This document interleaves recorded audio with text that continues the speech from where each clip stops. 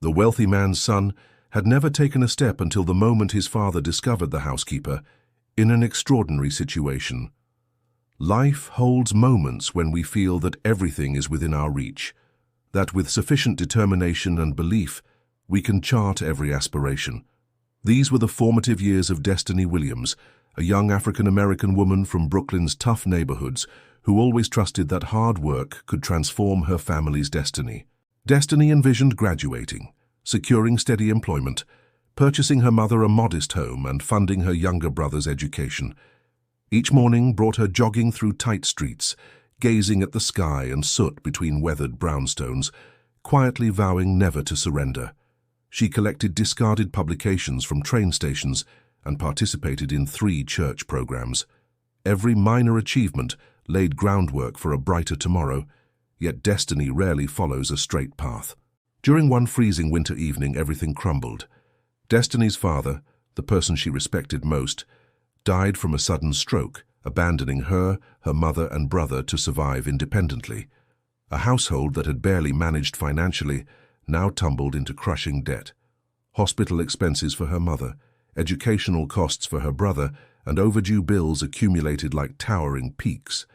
Destiny stored away her academic books and plunged completely into survival mode. She accepted positions at quick-service restaurants, maintained houses for wealthy families, served tables at upscale establishments, even mopped stairways in deteriorating buildings, whatever would generate income. Her hands became thick and split from cleaning solutions. Her narrow shoulders bent under late-night work schedules.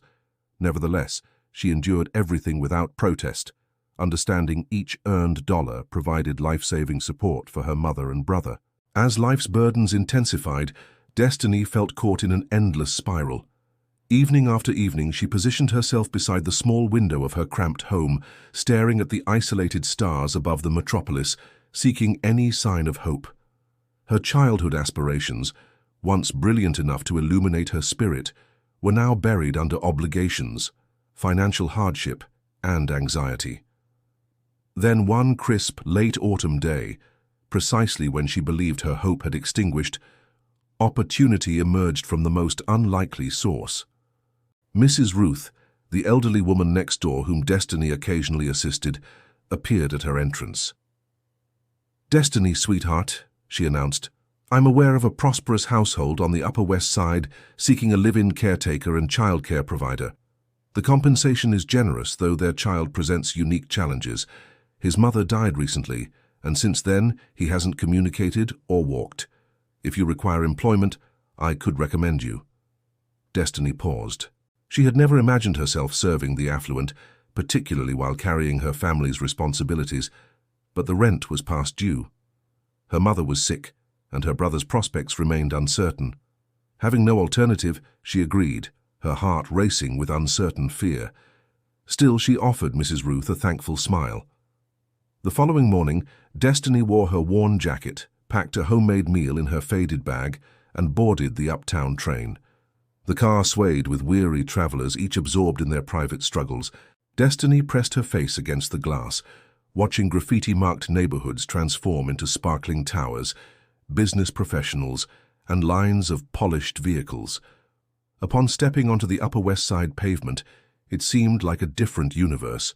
Wide, spotless walkways bordered by golden leaf trees, shops where a single garment equaled a month's grocery budget for her family. Before her stood a luxury residential building with attendants in neat uniforms and a reception area so pristine it reflected light. Destiny gripped her bag's handle tighter, inhaled deeply and murmured to herself, "For my mother, for my brother, I must remain strong." Her footsteps resonated gently on the marble hallway as she approached an impressive wooden door decorated with detailed carvings, the gateway to the penthouse that would, in ways she couldn't yet comprehend, transform Destiny Williams' existence permanently. The massive wooden door opened, and cool air followed Destiny's entrance, bringing with it the uncertain promise of a morning filled with change.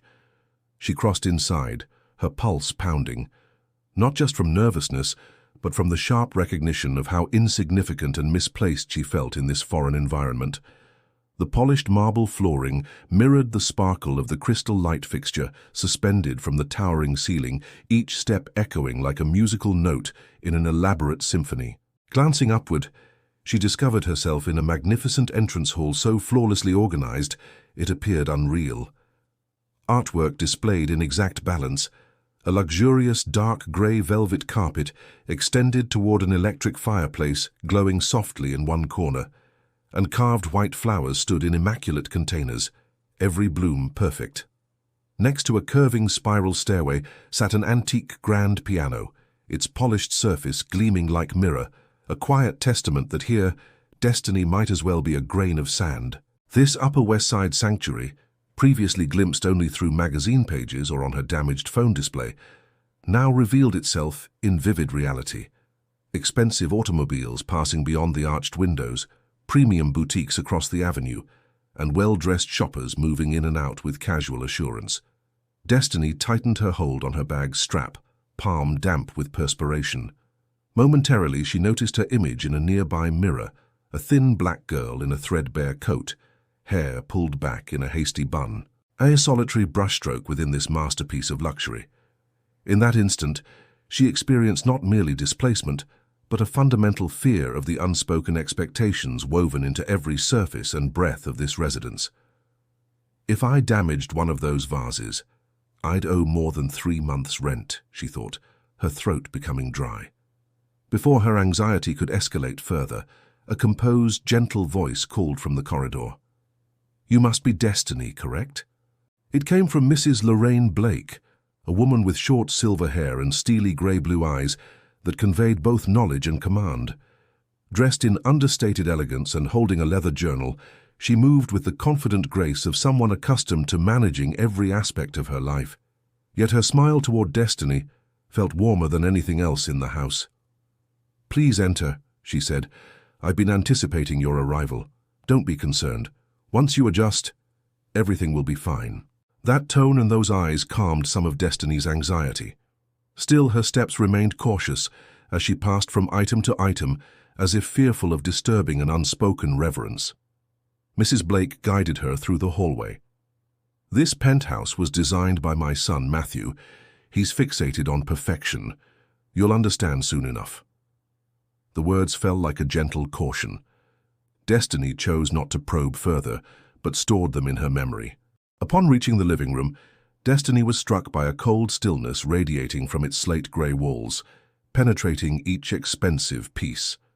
The enormous space felt vacant. Everything was so organized that not a hint of genuine life remained. No family photographs, no scattered playthings, no quickly written messages or draped jackets. Though the chandelier's soft golden light bathed the room like honey, it lacked what every home requires most: warmth. What constricted her chest wasn't only the wealth beyond her wildest imagination, but the feeling that this place was a silk mausoleum, displaying perfection while burying every trace of closeness. She could almost detect her own heartbeat, a hollow rhythm in the vast space. "Don't mind Matthew if he appears aloof," Mrs. Blake murmured, gesturing toward a leather chair near the window. "He's endured significant loss, but I believe someday he'll discover what truly matters beyond perfection." Destiny nodded, experiencing both a fragment of comfort and growing concern about the actual owner of this domain. He wasn't simply a powerful, successful man. He was a soul encased in ice by his suffering. One glance or one sharp word could diminish another person to nothing. In the shadows beside the staircase, Matthew Blake stood quietly, watching through a reflective pane. He was tall, wearing an impeccably fitted grey suit, light brown hair smoothed back, lips compressed into a firm line. His presence alone commanded authority, no words necessary. The room seemed to pause around him. He observed Destiny with a combination of distrust and arrogant expectation, as though ready to attack any error. Yet beneath those cold eyes lay profound weariness, a wound that no one had healed. To Matthew, everything in this house, including its employees, was merely part of his control system, nothing more. Just as Destiny felt herself suffocating between two worlds, the rigid silence of this sanctuary and the shattered dreams she carried, Another door awaited opening. The real test was only beginning. The instant Destiny hadn't yet calmed her breathing in the overwhelming luxury, a figure appeared from the staircase. Each step deliberate, determined, quiet, yet somehow making the entire living room seem to freeze. There stood Matthew Blake, tall, dressed in a perfectly tailored charcoal grey suit, his light brown hair slicked back. Every aspect of his face was as sharply defined as marble. Everything about him radiated complete control, from how he placed his hand in his pocket, to the icy glance he directed at Destiny, to the barely noticeable tightening of his lips. All of it established an invisible boundary she dared not breach. But the most disturbing thing about Matthew was his eyes. Steely grey-blue, brilliant yet edged with thorns. His stare was like a thin blade that swept over her and left a cold wound beneath the skin. Behind that handsome exterior lay injuries no one had addressed. Whenever those eyes focused on Destiny, she sensed contempt, suspicion, and a warning, like a blemish on this spotlessly clean home. Mrs. Lorraine smiled and made introductions, but Matthew simply tilted his head. No courteous smile, no handshake.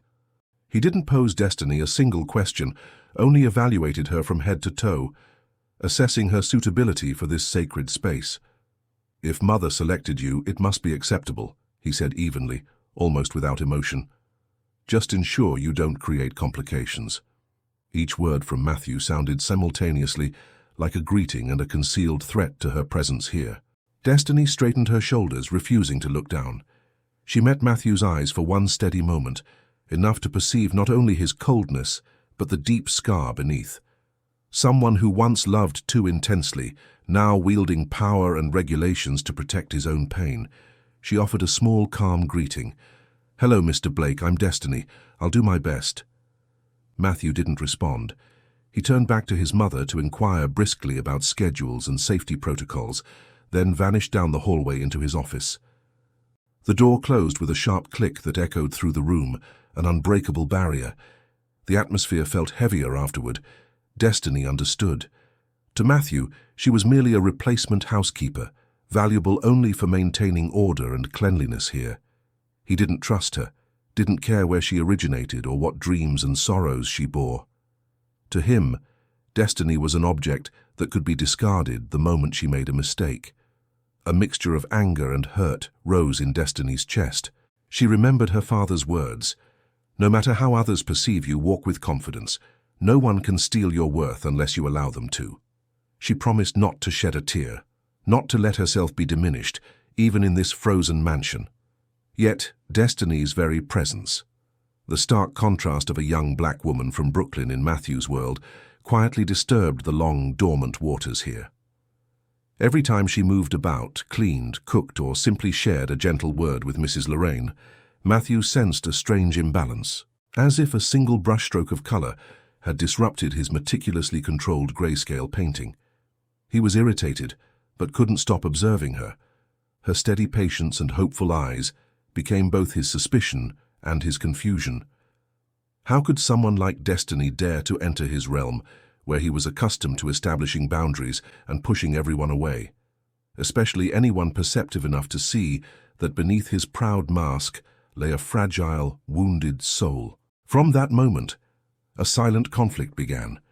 Destiny's brave struggle to survive for her family versus Matthew's cold, ruthless defenses born of fear of loss. No one could know then that this seemingly routine introduction would ignite the upheaval that would change both their lives forever. The heavy door to Samuel's room opened slowly, extending the weight of Destiny's encounter with Matthew into a new space. Though here there was no aura of power, only a bone-deep silence. Destiny entered, trembling slightly, eyes surveying the pastel-colored room.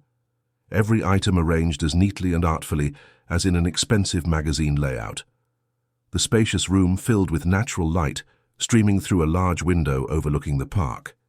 Sheer white curtains floated in the gentle breeze. Along one wall, shelves held dozens of stuffed animals, toy car models and building blocks, pristine, untouched by any genuine childhood chaos. In one corner stood a low bookcase filled with fairy tales in English and French. Beside it, A watercolor easel and a complete box of crayons sat waiting. Yet in this playroom full of toys, not a single childhood sound drifted through the air. No laughter, no running footsteps, not even the soft rustle of crumpled paper. The atmosphere was thick, cold, and suspended, as though time itself had frozen around the loneliness dwelling in every shadow. On the pale grey carpet by the window, 4-year-old Samuel sat curled up. Fine blonde hair tousled, pale skin contrasting sharply with the oversized navy sweater enveloping his small frame. His deep grey eyes stared through the glass as if pursuing something far away. In his arms, he clutched a worn bunny plush whose ears were threadbare, his sole connection to reality. Destiny froze at the doorway, her heart constricting at the sight. Instantly, she sensed the child's isolation, his unspoken pain, and the invisible terror he carried. Motionless, unblinking, he seemed paralyzed, his spirit emptied by an ordeal no child should endure. Mrs. Lorraine approached quietly and placed a gentle hand on Destiny's shoulder. Her voice was soft and mournful. Since his mother passed, he hasn't spoken or walked. Every specialist, doctors, psychologists has been helpless. Samuel has constructed an invisible wall that no one can penetrate. Destiny felt pierced by her own childhood memories. Nights when her father was absent, her mother ill, the terror of being abandoned with no one to hear her cries. She looked at Samuel and saw, behind those vacant eyes, a small soul trapped between a world of luxury and complete solitude. Gently, Destiny knelt beside him, maintaining a respectful distance from his safe space. She didn't speak.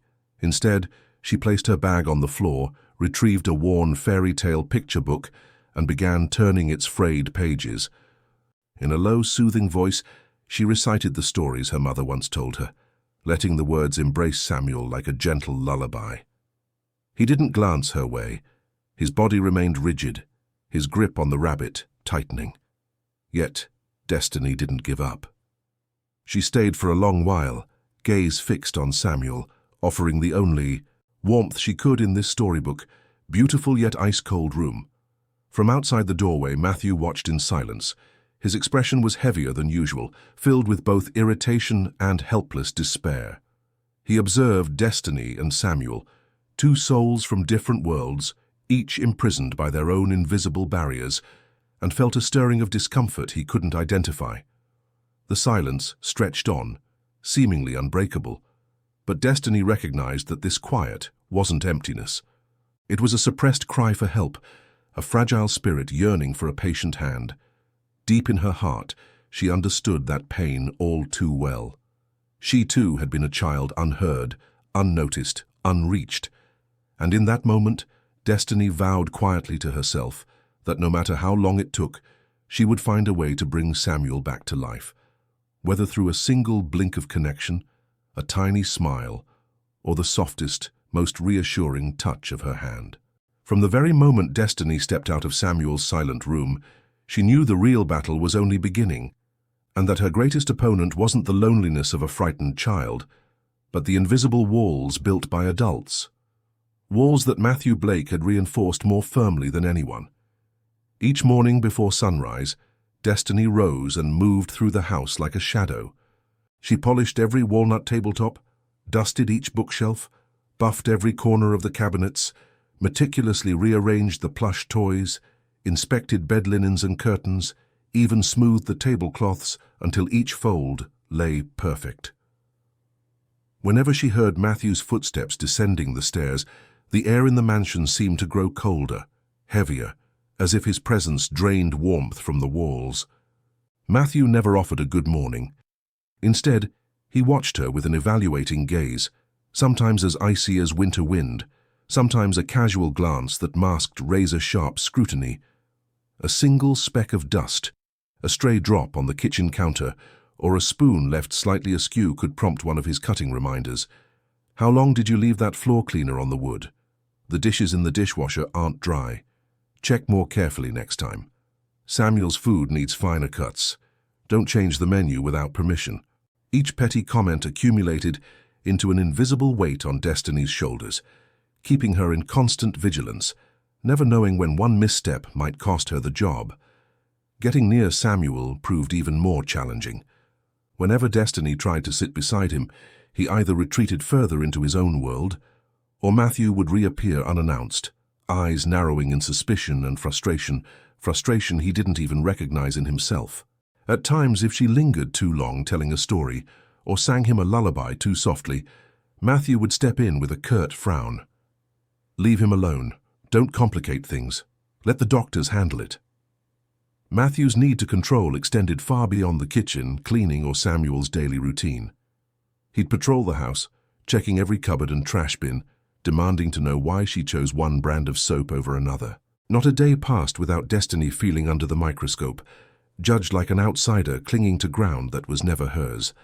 Often, exhaustion and humiliation left her on the verge of packing up and leaving in the middle of the night, especially after he'd criticized her for making Samuel cry during a simple story time. The baseless blame stung, and she wondered if she had the strength to endure this harsh world. In those darkest moments, Destiny retreated to the tiny maid's quarters at the end of the hall and called home. Her mother's frail but loving voice would crackle through the line. "My daughter, your father's gone and your brother and I are depending on you. I know it's difficult, but our family will survive if you don't give up." And her little brother's determined promise, "Destiny, as long as you stay, I'll study my hardest. Someday we'll have a better life." Those simple words were the spark that kept her burning.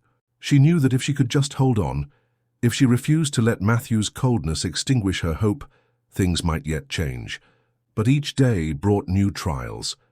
Matthew's aloofness wasn't merely an attitude, it was a fortress built from his own losses and unhealed wounds.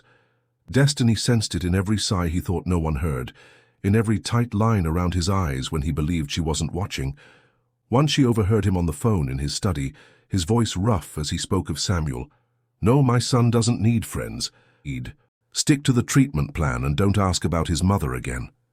That trembling edge in his tone, a mixture of anger and helpless fear, revealed the terror beneath his icy veneer, the fear of loss and of failing to protect the one he loved most.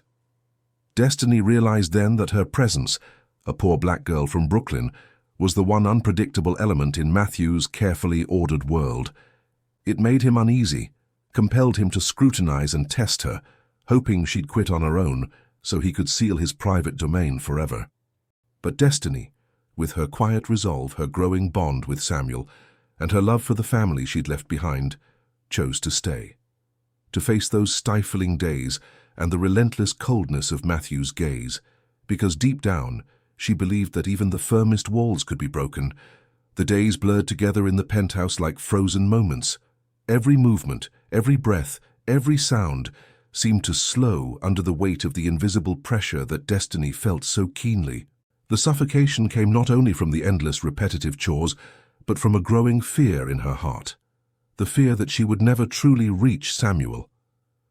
After only a few attempts at connection, Destiny discovered something that broke her heart. Samuel was terrified of being touched. If anyone came too close, especially an adult, he would shrink inward, clutching his worn bunny toy so tightly, eyes wide, as if bracing for something terrible. He recoiled from hugs, trembled if anyone laid a hand on his shoulder, and even jerked back when Destiny tried to move a book near him. The first time she tried singing him a lullaby, a gentle melody her own mother had sung to soothe her, Samuel stared blankly, then suddenly squeezed his rabbit, face ashen, breathing ragged, and let a single tear slide down his cheek. Destiny fell silent.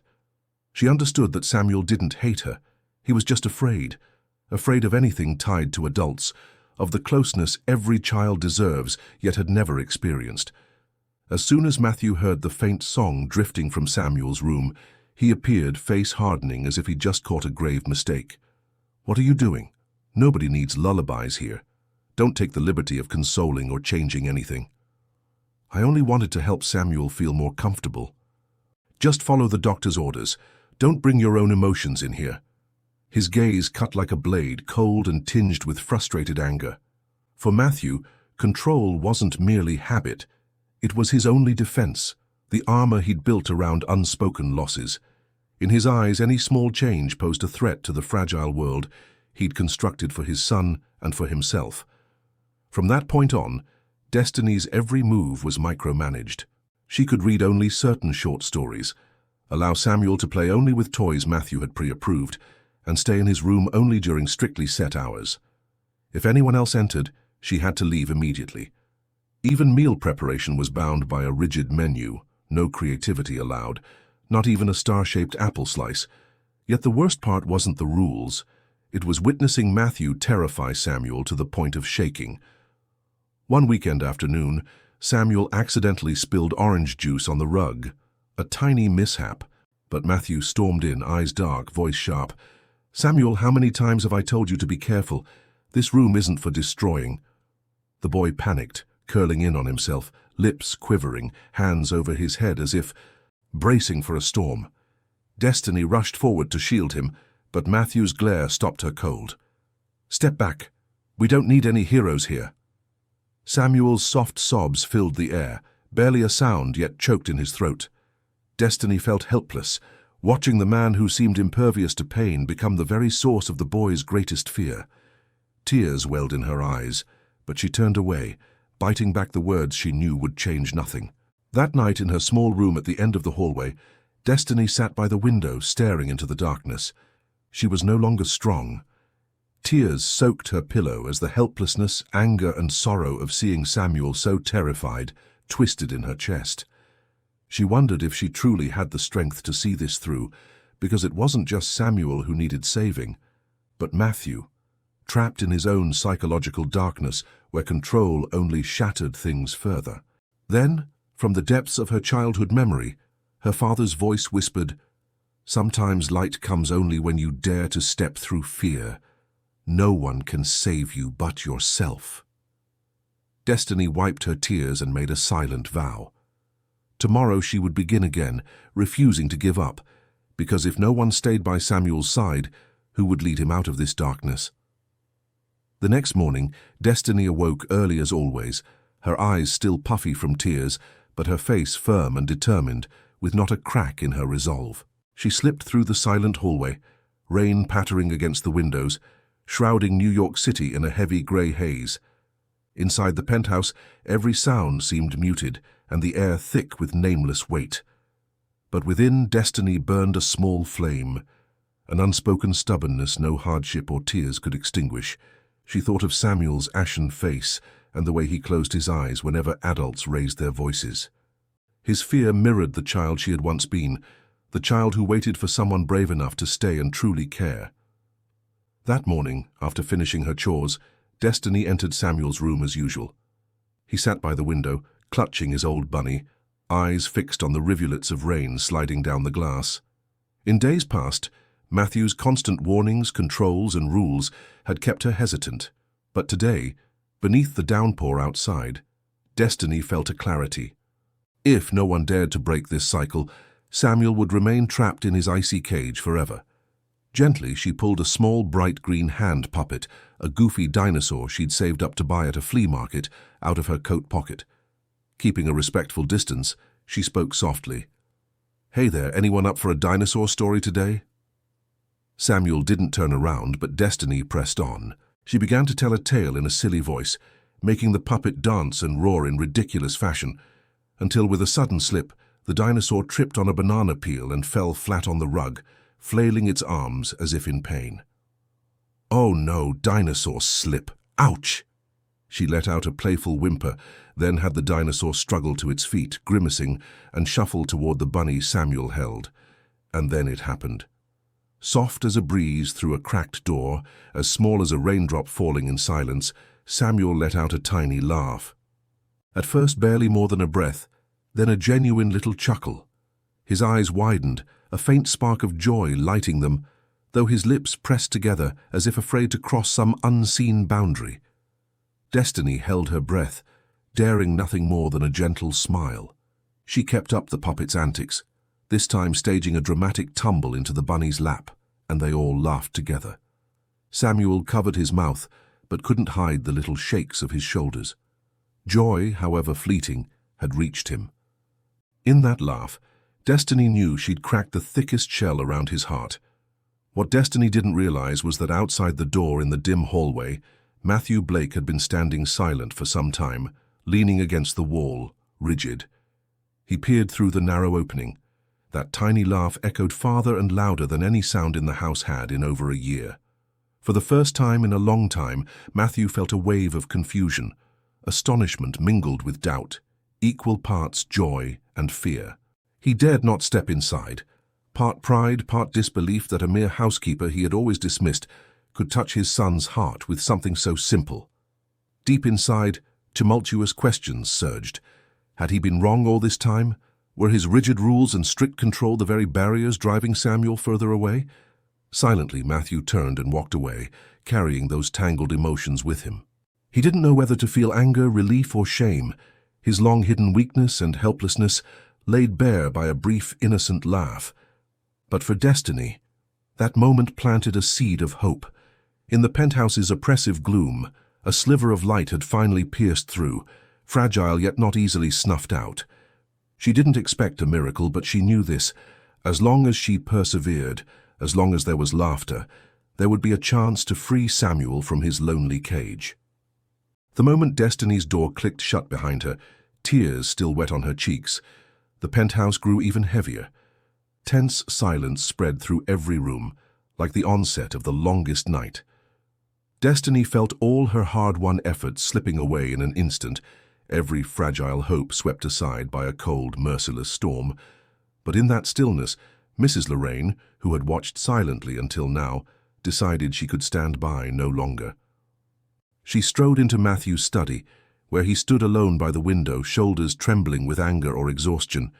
She couldn't tell. She didn't mince words or offer empty comfort.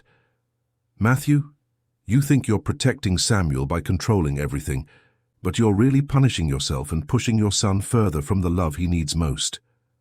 Matthew turned, eyes rimmed red, his first true display of confusion and hurt behind that cold facade. "You don't understand.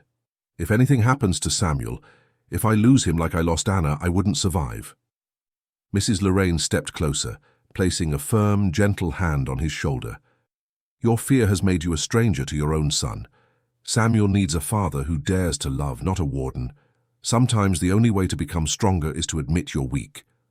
Her words cracked the final piece of the wall Matthew had built around himself. He lowered his head, his legs no longer steady. The pride that had shielded him from loss lay shattered. In that vulnerable moment, Matthew saw that he had not only hurt Destiny, the only person brave enough to enter Samuel's world, but had become the source of his own son's fear and loneliness. That night, as Destiny sat motionless in her room, a quiet knock came at her door. Matthew appeared, no longer bearing his usual rigid composure. He entered and stood in silence for a long moment before speaking, not in commands, but in a plea of desperation. I'm sorry, I was wrong, I was just so terrified. I didn't know how to save Samuel. I can't bear to lose anyone else. I thought controlling everything would protect him, but instead I only made things worse." Destiny was stunned. Behind that cold, authoritarian exterior stood a father broken by helplessness and haunted by his own failures. His eyes now held emptiness, powerlessness, and the deepest fear. Silently, Destiny sat beside him, hands clasped together. She told him of her own childhood, of her father's sudden passing, of her mother and brother, struggling in their run-down apartment of nights, spent wide awake in pain and fear, knowing that one unforeseen tragedy could cost them everything. "I used to believe that if I controlled everything, if I never let myself be weak, I could hold on to what I loved. But I learned that only patience and the courage to share our fears can help us overcome the loss we dread." Destiny's simple, heartfelt words, free of blame, served as balm for Matthew's long-suppressed wounds. Side by side, two people from opposite worlds found they shared the same pain, the terror of losing family and the burden of feeling they must face it alone. After that night, a quiet transformation took hold in the penthouse. Matthew began to see Destiny with new eyes. For the first time, he sought her input on Samuel's schedule, listened to her gentle suggestions for meals, routines, and even the light exercises he had once forbidden. The harsh commands and vigilant glares vanished, replaced by cautious but genuine trust. And for the first time, Destiny felt true partnership in the fight to bring Samuel back into the light. Together, they sat down and planned the days ahead, the little games, the gentle workouts, new books to read, the bedtime stories to share. These small steps marked the most important beginning of all, the start of a healing journey that no longer required either of them to stand alone. After that night of tears and honesty, a new atmosphere quietly spread through the penthouse. Gone were the wary glances, the dry commands, and the invisible distance dividing the three of them under one roof. In their place came small, simple signs of revival. Most importantly, Matthew's first true initiative. The next morning, it was Matthew who brewed the coffee, setting a cup down beside Destiny as an unspoken thank you. He didn't remain holed up in his study as usual. Instead, he approached Samuel and Destiny, asking how Samuel's morning had been, what he liked to eat, what stories he enjoyed. Though awkward at times, his gaze was gentler than Destiny had ever seen. In the days that followed, Destiny no longer tiptoed around every little decision. She organized activities for Samuel with confidence, and to her surprise, Matthew joined in, once assembling Lego with her and his son on the living room floor another time, fumbling to chop vegetables in the kitchen, then blushing with laughter when Destiny teased him about cutting carrots into giant slices. One afternoon, under soft sunlight, Matthew carried Samuel out onto the balcony. The three of them sat on the lounge bench, pointing out sparrows hopping on the railing, naming the passing clouds, telling stories about the bright red bus rumbling by on the street below. For the first time in months, the house rang with gentle laughter and the everyday chatter only a real family shares. Destiny became the heart of every connection. No longer just the housekeeper, she gradually earned Matthew's genuine respect. He asked her opinion on new menus, listened when she suggested light exercises and outdoor discoveries for Samuel. Mrs. Lorraine, too, looked at Destiny with gratitude and pride, knowing silently that Destiny had not only saved Samuel, but had also touched Matthew's heart. Samuel's revival unfolded slowly but unmistakably, like a miracle. He began to utter his first syllables, small words like ma, da, cake, and yes rang out, filling the house with joy. One day, Samuel bravely held onto a chair to stand, then waved Destiny over with a hoarse but determined voice. Each time Samuel smiled at his father or nestled close to Destiny to hear a story, Matthew felt a sting in his eyes. He realized that true happiness didn't lie in perfect control, but in those tiny moments, each warm hug, each trusting glance Samuel gave him, to Destiny and to their home. In just a few weeks, the once icy penthouse had become surprisingly warm. Mornings fragrant with toast, the living room scattered with Lego bricks and colored pencils, the balcony sparkling in the afternoon sun to the sound of a child's laughter. Destiny no longer felt like an outsider here. She had become its heart, the pulse that connected each member, the keeper of hope, inspiration, and new life in a home that had once felt like a velvet tomb. And from that point on, Matthew not only felt gratitude, but began to admire her. He learned to listen, to share his deepest thoughts with Destiny.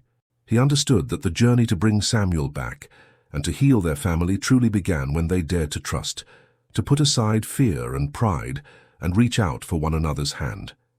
It seemed as though the sparks of hope and the laughter of a child had warmed the penthouse for so long, but when the rainy season returned, New York donned its familiar cold grey cloak once more. That evening, thunder rumbled across the sky, and sheets of rain lashed the windows, threatening to wash away every new ember of warmth under the Blake roof. Suddenly, the entire apartment plunged into pitch darkness as the lights went out. Thunder boomed, wind howled through the cracks, and Samuel trembled and began to cry in the strange darkness. Destiny scooped him into her arms, soothing him with gentle reassurances, while Matthew rummaged for a flashlight in the kitchen drawer. Mrs. Lorraine lit a few old candles, and they huddled together in the soft golden glow. In that space, with the wind screaming outside, all the boundaries of rank, past hurts, control, and suspicion melted away, leaving only the rare intimacy of people who had once been strangers.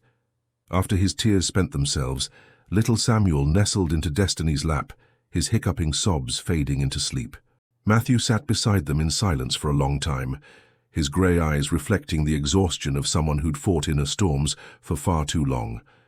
The candlelight highlighted the hard lines of his face, yet couldn't conceal the uncertainty in those eyes, strong and yet deeply frail. On that rainy night, as if by fate, Matthew spoke aloud for the first time the words he'd never dared share with anyone else. "You know, I used to think I was the strongest person alive. I took pride in everything I built, our happy family, until that terrible night. Anna, my wife, was gone in an instant. Everything collapsed. I still hear the shattering glass, smell the blood, ring of the ambulance siren. I couldn't do anything. I stood there powerless, watching the person I loved most slip away forever." His voice dropped to a whisper. "After the funeral, all I felt was rage and guilt. Samuel, he was too small to understand, but every time he looked at me with his mother's eyes, I saw only my own failure. I was so afraid. I only knew how to control and set rules, thinking that would protect us, but I only made things worse." Destiny fell silent at the raw honesty of his pain. In the flickering candlelight, she saw someone she barely recognized beneath the impenetrable mask. A man lost in memory and unnamed sorrow, a father tormented by his own helplessness. Gently, she took his hand and gave it a reassuring squeeze, then softly shared her own story of nights in a cramped, dark apartment, of rain leaking through the roof, of her mother's cough echoing through the still hours, and the daily fear of losing her family and her only home. "I grew up in the darkness of poverty, always afraid I'd lose my mother, my brother, or the only roof I had. Sometimes I thought I had to freeze my feelings just to survive. But I learned that only when we dare to open our hearts, to embrace our weakness and pain, can we truly receive the good things we deserve." Her simple, heartfelt words became the anchor for Matthew's wounds. Their eyes met across the candlelight, and all barriers fell away. Two wounded souls realizing they'd found a haven of peace where they could finally rest, and someone who truly understood the weight they carried. Outside, the rain softened. The wind no longer battered the windows.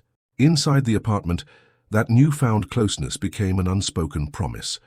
They would not let life's storms wash away the fragile trust they'd kindled, and they would not turn away from this second chance fate had so rarely granted to hearts so weary. When the stormy night finally passed, the penthouse seemed to burst into life under the first rays of morning sunlight. Destiny woke to find Samuel still sleeping peacefully beside her, and Matthew seated at the breakfast table with haunted, deep-set eyes, evidence of another restless night. The weariness had faded, replaced by a fierce resolve, as though he'd just emerged from a long internal battle. After breakfast, Destiny hesitated, then shared the idea she had been nurturing, a decision that might forever alter Samuel's fate. "I've read about a special therapy center in Seattle. Their experts use a multi-sensory approach, combining music, animal interaction, and movement therapy for children who've experienced trauma like Samuel's. I believe if he could be in a new environment, spend time with animals, hear natural music, a miracle could happen." Matthew listened in silence for a long moment, his gaze drifting to the window where the morning light streamed in. In the past, he would have dismissed such a proposal outright, denying any change to his carefully laid plans. But now he understood. To truly save his son and himself, he had to trust, to overcome his fear of failure. Slowly, he nodded and reached for Destiny's hand, feeling at last the steady heartbeat of a determined father. "Let's try. We'll go there together, whatever the outcome." Within a week of preparations, the three of them, accompanied by Mrs. Lorraine, set off for Seattle. On the plane, Samuel was still quiet, but his eyes held life, and his tiny hand no longer clutched the old bunny so desperately. Instead, he gently touched Destiny's or Matthew's finger now and then, as if making a silent promise. The therapy center lay amidst lush pine forests outside the city, its bright spaces alive with birdsong. There Samuel met friendly golden retrievers, was guided through music rooms, engaged in gentle movement with balls and swings, and listened to soft guitar music in the physical therapy suite. Destiny and Matthew took turns by his side every day, cheering on every small step, every sign of progress, a lifted gaze, a tentative smile, a braver sigh. On the first day, Samuel remained withdrawn, allowing only the most necessary touch. Yet the warm atmosphere, The playful dogs and the soothing morning music gradually healed his wounds. After several patient sessions, Samuel surprised everyone by picking up a ball himself and sitting up on the mat without support. Matthew watched with tears in his eyes. He dared not blink, afraid the happiness would vanish if he looked away. Destiny slipped her arm around his shoulders and whispered, "You've already saved your son, Matthew, because you dared to trust and let go."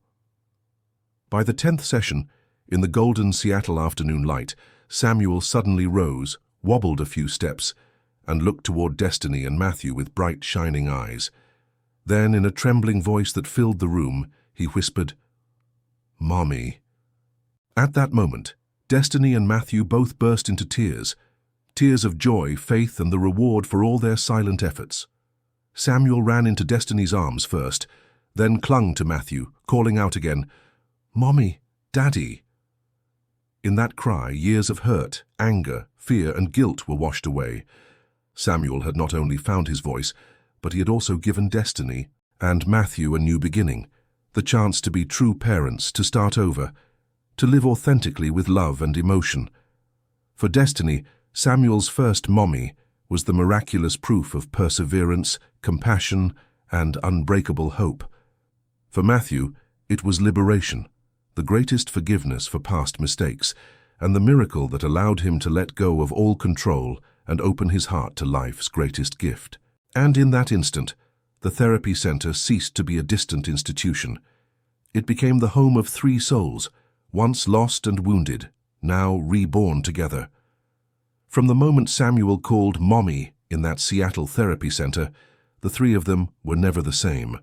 Light and life ignited in every look, every breath, every hand squeezed on the flight back to New York. Destiny sensed a new Samuel, no longer terrified to hide in the shadows, but brave enough to smile, speak, walk, and truly call his parents by name. Back at the penthouse, the once cold, heavy atmosphere now overflowed with laughter, warmth, color, and the simple sounds of a real home.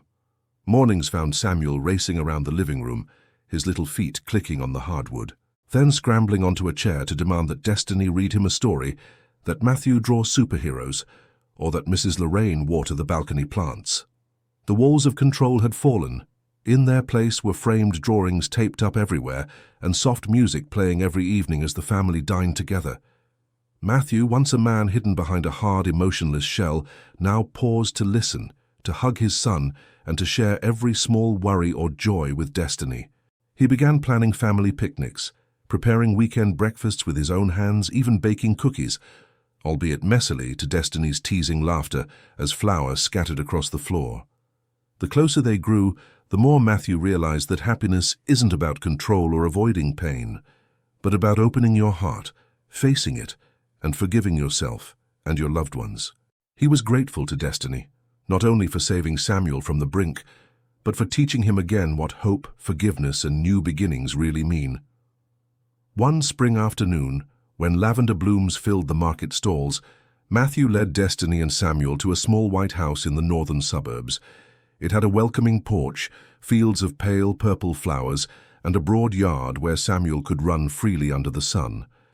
After a simple picnic among the blooms, Matthew took out a small ring and looked into Destiny's eyes, bright with joy and misty with tears. "You brought light back into this family, taught me what love, courage, and faith truly are. Destiny, will you marry me? Be Samuel's mother and be our home?" Words failed Destiny as tears streamed down her face. She nodded. Then the three of them embraced, their simple, profound happiness bursting into the warm spring air. From that day on, the little house by the lavender fields became Samuel's haven of love and growth, and the place where Matthew and Destiny healed old wounds together as they built a new future. Cozy dinners, laughter-filled mornings, family vacations, all stood as proof of the enduring power of love, the unquenchable flame of hope, and the truth that no matter how thick the darkness, a single spark and an outstretched hand can lead us back into the light. Destiny, Matthew and Samuel's story, ends in a perfect happily ever after, but it's also a reminder of the power of hope, perseverance, and forgiveness. Sometimes miracles don't come from grand gestures, but from a child's laugh, a timely helping hand, or the courage to change? What do you think is the most important ingredient for a wounded family to truly heal and find happiness again? Share your thoughts in the comments below. And don't forget to like, share this story with someone you care about, and subscribe so you won't miss our next touching tale. Thank you for being with us and listening.